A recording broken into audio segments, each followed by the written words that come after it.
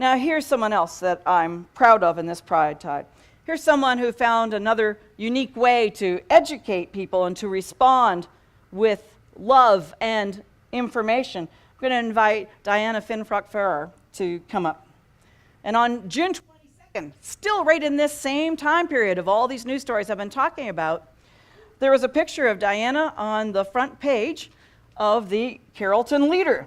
So this is local and timely news. She was interviewed, stand right here. Welcome. She was interviewed here about something because she's written a book. And she was interviewed about that here locally. I'm going to ask you a couple of questions, give you a chance to talk about it. But, you know, we always end up with this kind of question that comes when we introduce you or mention your name or see your book name. Diana Finfrock, how do I say the last part? Farah. I'll say it's like mine, Dara. Okay, there we go. Yeah, they're all spelled differently, and you have to figure out how to pronounce these. But when we hear that Finfrock, it sounds like some media person that we've heard of in the Metroplex. Well, you know, the white hair, we kind of look alike. Oh yeah, you need a microphone. Channel 5. Channel 5. Can you squeeze that? My hand's busy. Squeeze the bottom. Okay, you hold the microphone. I'll squeeze that. Lift. Thank you. There we go. Then you should hold that microphone. I forgot to get you wired up beforehand. Better? That's better. Thank you. All right. So you're a relative to David Finfrock? David's my big brother, yes. And he's a very big advocate, by the way, just so you know. So. And then it also happens that you're Presbyterian. I am very Presbyterian also. Okay.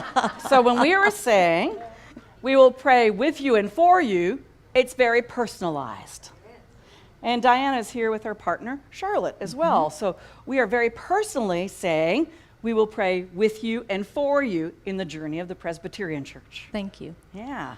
All right. So I was saying that I was proud of you because you found a unique way to respond to the changes in the world and to express yourself in the world too with love and education. So tell us about this book. Why did you write it?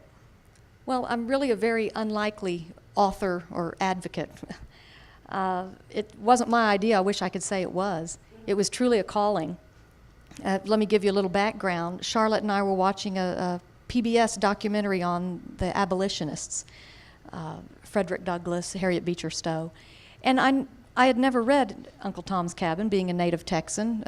When I should have been the age to have read it, they were desegregating my school. So they didn't encourage us to read the book. We both read it just last year. And during that documentary, found out why Harriet Beecher Stowe wrote it. She had lost a son, 6-year-old son.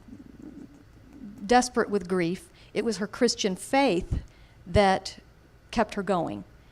At that same time, historical context, it was 1850. She lived in a free state, Ohio, but the Fugitive Slave Act had just been passed, which required all people to turn in anyone of color who they came across because they would be suspected to be a runaway slave. Well, Ms. Stowe could not abide by that.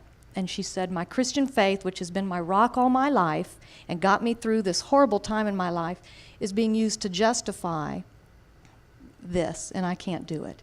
She said the death plucked her son from her the way she was seeing children plucked from the parents on the street that were being turned in.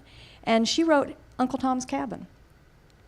Well, we both read the book, and I flippantly said to Charlotte, oh, you know, I could write a book like that. And instead of slavery, you know, LGBT. Next morning we go to church, our little Presbyterian church right up here in Carrollton. Everything, from the silent prayer and meditation to the call to worship, the scriptures that were read, the sermon, the anthem we sang, the hymns, everything was telling me, you have a story to tell, and I expect you to tell it. Well then. And remember, this is during church, and we sing in the choir. We're usually at both services. So this is still the first service, just partway through, and I lean over to Charlotte. We haven't talked.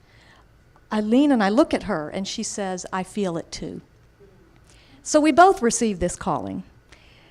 And that's how I came about writing this book. 3 days later, I was writing. Wow.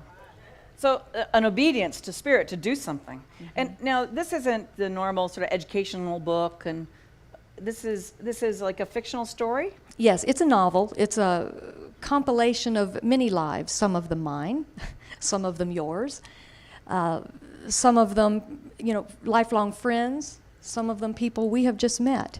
They're all of us. So it's a story of all of us and where we're all coming from, whether you're straight, gay, transgender, it doesn't matter. And I weave different stories throughout. There's a healthy bit of Christian theology in there and politics. It's set in Texas. But I wanted to make a difference. That's what he told me I needed to do. And so I thought, well, okay, all I know how to do is write about stuff I know.